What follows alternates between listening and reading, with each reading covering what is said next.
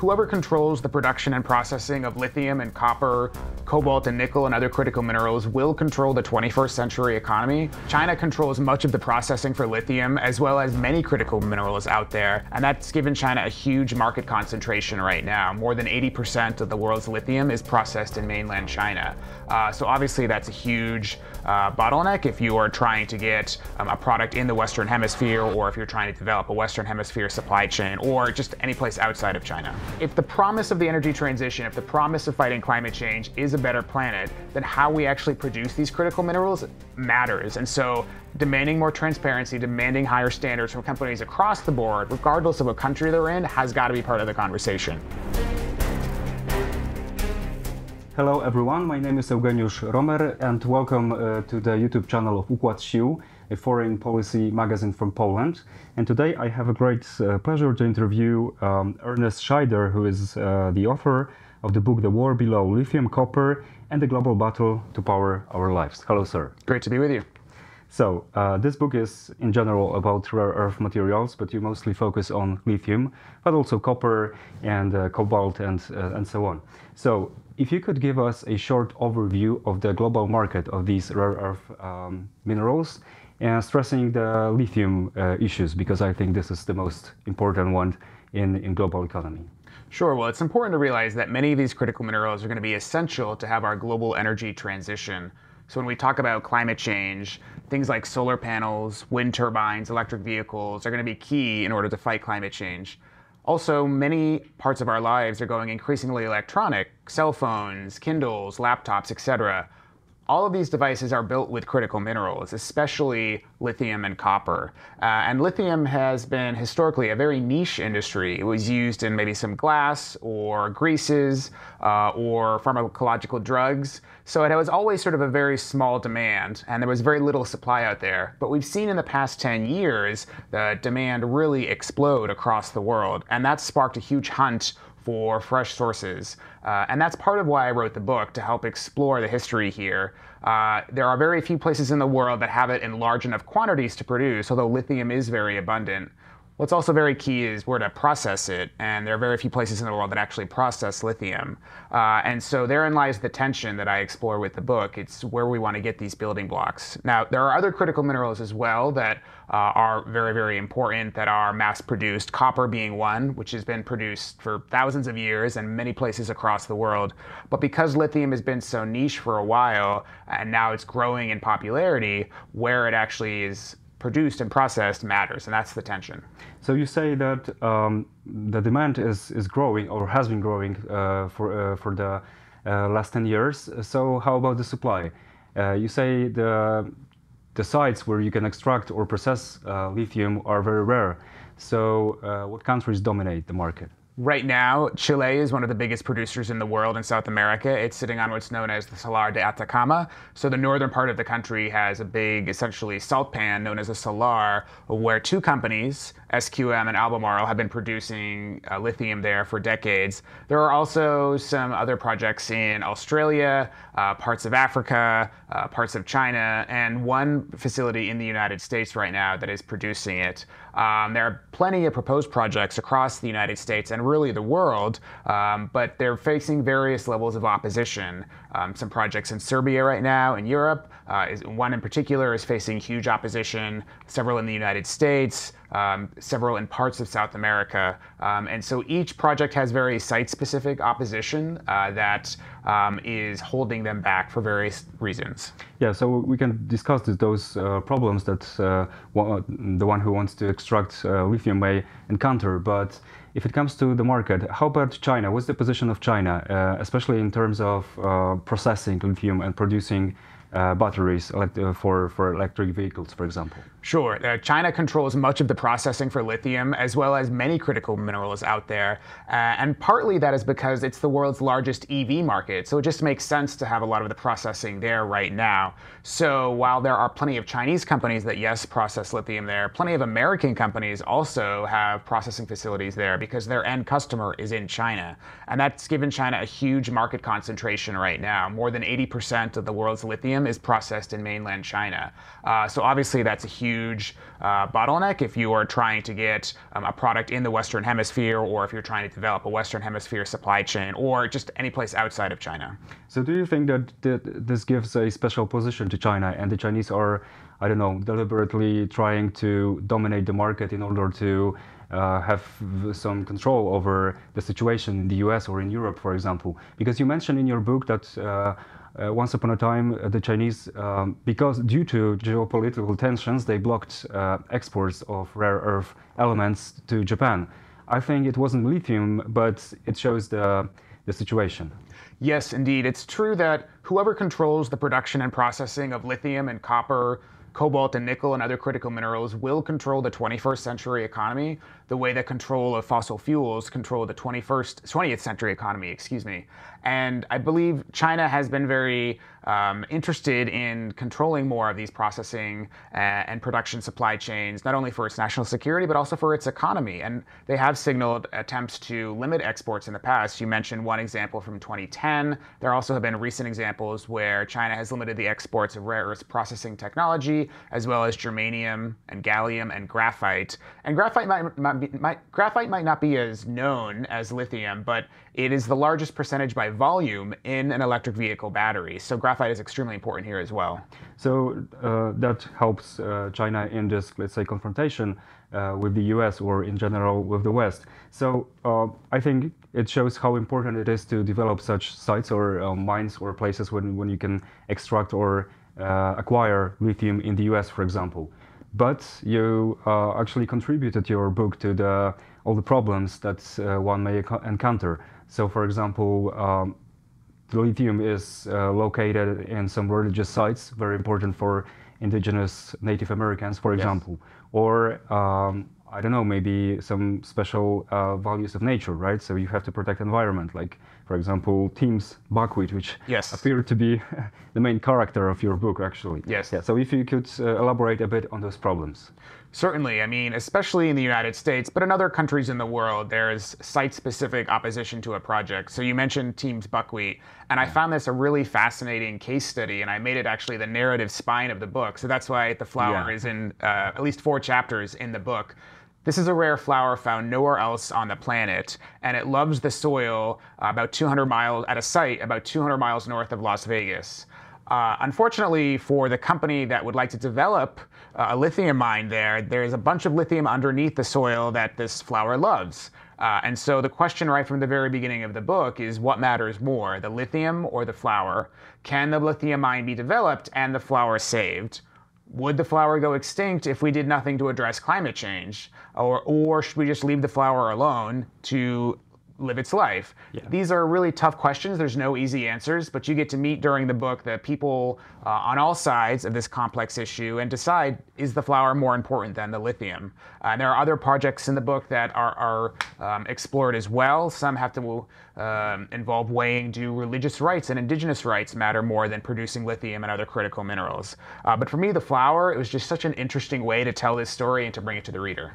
So, because you tried to show different perspectives, and I think you did how do you say, magnificent job in showing different opinions and different perspectives of the people involved. But I'm not sure if you actually stated your opinion. So what's your opinion about this? Because we need to save planet, and in order to do so, we need to extract lithium. But actually, extracting lithium means doing some harm to the planet. So what's the answer? Sure. I purposely didn't put my opinion as the author into the book as to whether or not some projects were good or bad. I wanted the reader to actually have to wrestle with those really, really tough decisions. Because as you were saying, there's no easy yes or no here. It's not very evident when you first look at this. And there's issues on all sides that need to be weighed and balanced out. And I think the more that we as citizens of the world know more about this industry and are able to debate how we want to address climate change, we can speak better to our politicians, to policymakers, and others about what we would like. Because right now we're not having that discussion at all. We just sort of assume that we can show up to a store and buy a product and it will be there. But I think that indecision actually is a decision here. And by sort of just expecting things to happen without making the tough choices, it's sort of a naivete. And so I really wrote the book because I wanted readers across the world to really wrestle with this sticky situation and to force them to say, where do you come down on this situation? Sure, I could tell people what I think, but I think a better exercise is for the reader to have to actually wade through these tough areas and decide for themselves what they would do. Yeah, so this is the book, and now we have the interview, so maybe you can say your opinion. What is it? Yeah, now. Well, I'll let people read the book and decide for themselves. All right, all right.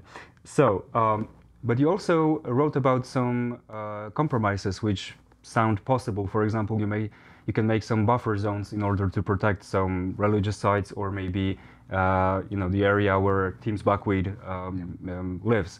So. Do you think this compromise is possible? Because actually, in terms of Team Buckwheat, this plant precisely it likes lithium, the soil full of lithium, right? So it grows actually there where lithium is. Yeah, I mean, I think compromise can be possible when people know what they should be debating. I don't even think people know what the issues are right now. So I think it starts with getting people on the same page, educating people about what the issues are, saying here are the tough choices that we face if we want an energy transition, if we want to have cell phones and laptops and other devices out there. I just don't really think people know at all right now. So to me, compromise comes from a place of education when people actually know what they should be debating and where we should go. So you're right. I mean, I do think there are tough choices around. I mean, can the flower and the mine coexist in this example here? What would that look like? What do we demand of our policymakers? And there are high-level discussions happening right now in Washington, but it is not something that average Americans, for instance, are debating. We were mentioning the proposed mine in Serbia earlier. I mean, what could it look like to have a lithium mine in Serbia if it allowed to go forward? What would it look like to have safeguards in place to protect water and protect other species there? Having a more informed populace means that they can speak with better informed voices to their politicians and policymakers. And do you think the Chinese, they have those dilemmas, or they just don't care? They want to use this the fact that actually there is a large discussion, for example, in the US or in general in the Western world about environmental impact, and they just improve their abilities to produce lithium to dominate the market and to have control over it. Well, there's no way around the fact that obviously there are different approaches to ESG, to environmental and social governance standards, depending on which country you are in the world. I have an example in the book where I talk about the waste pond or tailings pond from a rare earth deposit in mainland China, and it's bigger than Central Park in New York City. Now, that would not be allowed in the United States or many countries in Europe for obvious reasons, but that's just a different approach there to environmental standards. And now it might be cheaper and faster to have that waste pond there, but it's a very different approach to how rare earths, for instance, are processed in the United States. I have an example of a rare earths mine in the 1970s and 80s in the United States that spilled a little bit of waste in the desert and faced immense fines and essentially went bankrupt a few years later because of that. So you can just see the different approaches right there to ESG standards. If the promise of the energy transition, if the promise of fighting climate change is a better planet, then how we actually produce these critical minerals matters. And so demanding more transparency, demanding higher standards from companies across the board, regardless of what country they're in, has got to be part of the conversation. Mm-hmm. So maybe the alternative methods of extracting lithium are the solution. So you mentioned in your book, for example, extracting from oceans, right? Or the LE method, or I don't know, maybe space mining. Well, you mentioned direct lithium extraction there, and that's a really interesting, promising way to think about lithium. So not to get too nerdy, but right now there's two main ways to produce lithium. Either you dig with basically a traditional mine, a hole in the ground, or you use giant evaporation ponds that can be hundreds of acres in size, but then you can't have any rain because it's an evaporation pond. So very few places in the world they can actually operate. Direct lithium extraction essentially would filter lithium out of brine, sort of like a giant water softener. Now, it seems a little bit like sci-fi, and there have been a lot of scientific efforts to try to make this go commercial. Nobody's gone commercial yet. Somebody will very, very soon. There's a lot of money being poured into this space. But if they succeed, or I should say when they succeed, you'll be able to produce lithium without having giant open pits in the ground and without having giant evaporation ponds. So you can think of the efficiencies there. And we're seeing a lot of companies put a lot of money into this space. So, we'll all watch this together and see what happens. All right. How about oceans? There's big efforts to do what's known as deep sea mining. And there's basically little nodules that lie on the floor of the Pacific Ocean in an area sort of south of Hawaii and west of Mexico that contain large amounts of magnesium, copper, nickel, and other critical minerals. But it's been very controversial because scientists don't fully understand what role these nodules hold in the ecosphere about 2 miles under the ocean's surface.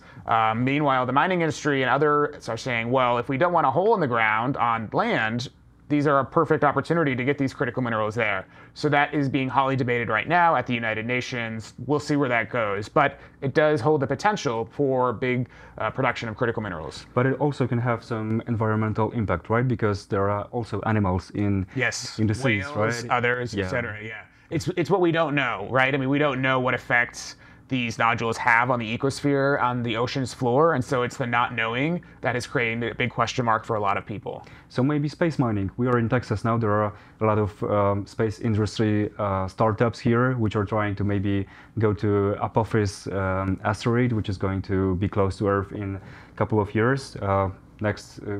We were in California before. There are also a lot of space industry companies which are doing a lot of research on space mining, about what kind of minerals you can acquire from asteroids, but also Mars, the moon, and so on. So do you think maybe this is something that won't do harm to our planet, but on the other hand, maybe it can do harm to other celestial objects? I'm curious about the cost, right? I mean, if it's so expensive just to ship one person to the space station, what's the cost to send a probe to an asteroid, drill down, and then process a metal on an asteroid, and then ship it back to our planet so we can use it? I mean, the costs, if you'll forgive the pun, have got to be astronomical, right? I don't know. I mean, maybe a better way to look at it is, can we mine on the moon if there's a base there, and what could we mine? I think a lot of people are saying they could mine water or hydrogen to make water. So I'm curious about it. But I think broadly, to answer your question, yeah, it's cool, it's exciting, but I'm curious about the cost. Okay.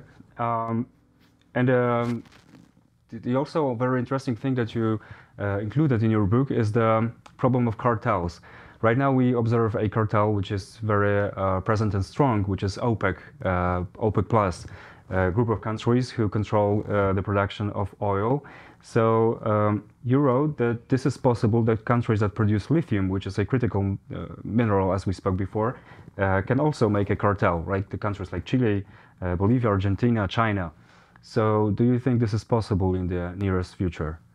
Well, we do know that there have been efforts by some countries, or I should say, some proposals to create kind of like a lithium OPEC.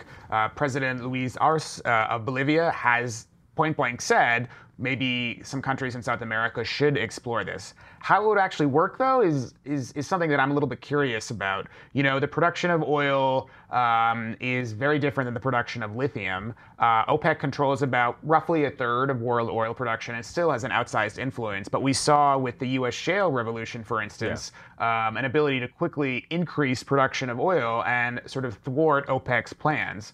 Now, obviously, that changes from month to month, and depending on OPEC's strategy can vacillate with the times. But certainly OPEC does not completely control the oil market. What would it look like to control the lithium market, especially if direct lithium extraction goes mainstream and people can increase or decrease their production rather quickly? I'm sort of curious if you could have sort of an apples to apples parallel there between a lithium OPEC and a traditional OPEC, but there have been efforts out there to do it. I think at the end of the day, what people want is security of supply, and then obviously a cartel would want security of demand, and so those can come into conflict. But the United States is trying to produce more, Europe is trying to produce more, certainly huge parts of Africa are trying to produce more. Would they join with a lithium OPEC? Maybe, maybe not. So you mentioned the shale revolution, which changed the market of oil. So actually recently Reuters agency has informed that Saudi Arabia is probably not going to reduce the production of oil in order to keep the prices high, because the US is producing a lot of oil and flooding the market, and also the demand in China is not very big right now. So do you think the US should actually produce more lithium and like get it done quickly? Yeah, the discussions which are ongoing right now in order to do some kind of shale revolution, so-called, in terms of lithium. Sure. Well, I think I might answer your question just by hearkening back about 4.5 years ago to the coronavirus pandemic. It was obviously a huge event for our entire world. And for many reasons, it changed how we think about our everyday lives. I think one way that it changed how we look at our everyday lives is the issue of supply chains. And supply chains can sound like sort of like a boring topic, and it is most times, Yeah. but it reinforced to a lot of people that the supply chains to get the products they use every single day can be extremely long. And in the United States, at least, a lot of people realized that the US didn't make any masks. And now if you just extrapolate that across the energy transition, then you begin to realize, okay, well, where is the critical minerals in my products that I use every day, where are they actually coming from? Are they coming from the other side of the world? And is that reliable in the future if there's a weather event or a natural disaster or armed conflict or another pandemic? And so I think that's underscored or reinforced the notion that we should have more regional supply chains. And in North America, in the Western Hemisphere at least, you started to see a lot of government bodies say, like, maybe we should think about having more regional production of these critical minerals, especially if we think this is important for our 21st century economic growth. And so in the United States, you have things like the Inflation Reduction Act and other pieces of legislation that are trying to encourage more investment in the entire EV supply chain in the Northern American hemisphere, in the North American continent. We'll see in a few years, I would say. It will take a few years to see just how successful it will be to have that there. But I think it has underscored in general that having shorter supply chains matter, and so having more regional production matters. So you mentioned the Inflation Reduction Act, which was introduced by Joe Biden administration. Yep. So you also wrote in your book that this administration was, let's say, trying to appease Native Americans and indigenous people in America, saying that maybe some mines will not be built. But on the other hand, it was also trying to appease the unions and people who work in the mining industry. So do you think that this is something that actually is done in order to win some political support? So it will be like, we want to build a mine, but we will never build it. Well, I should say I'm more of a policy guy than politics, so I'll leave the politics to other people. What I will say from a policy perspective is that the Inflation Reduction Act here in the United States can't be successful without more mining. There's just no way around it. Mm-hmm. To have all of these big climate ambitions are impossible to meet without having more lithium and copper and cobalt and nickel production. There's just no way around that. So then the question becomes, where are those building blocks going to actually come from? Are they going to come out of the soil in the United States? Is the United States going to rely on ally nations for all of the supply? Is it comfortable getting that supply from countries that might not share values with the United States? And I should say that this is not just a question just for the United States. This is a question that every country in the world really should be thinking through and debating, because where these things come from matters. And so yes, there are going to be people in certain parts of the world that are opposing to mines, that don't want them there. And yes, there are going to be plenty of people that want mines built. The question that I'm bringing to the reader here with the book is, what are the choices we're willing to make? How do we want our policymakers to address how mines get to a yes or a no? And where we want to have mining. Like, we're not having those debates right now really in any country. And so I think politicians obviously will do what politicians do, but from a policy perspective, we have to be having these broad conversations as citizens. Yes, and many American, maybe not many, but some American companies, they were trying actually to open mines in countries like Bolivia or Chile maybe. So maybe this is a solution, but also they encountered some problems in terms of the fact that those countries and people there are very suspicious, especially towards America, but in general towards foreign capital. So they want to actually control the resources, not to be, let's say, cursed by resources. Yeah. Right. So if you could describe this situation in South America. Sure, certainly. I mean, I don't think this is a situation unique to South America. I think it's many countries across the world that have large natural resources. I think historically, you were referencing the resource curse. The stereotype has been, if you are a country with a lot of resources, someone might come in and exploit it. I think that is the right word, unfortunately, in historical past. and then just export that rock or that other product to another place in the world to be processed into a product that can be sold on shelves. But increasingly, you're seeing countries like Bolivia say, hey, no, we want to keep that material in our borders, and we want to actually create a whole ecosphere. So Bolivia would like to have the lithium that it's produced in its countries, in its borders, stay in country in order to be processed into battery parts, into things like cathodes, which can then go into electric vehicle batteries, and then they actually want to have electric vehicles made in their country.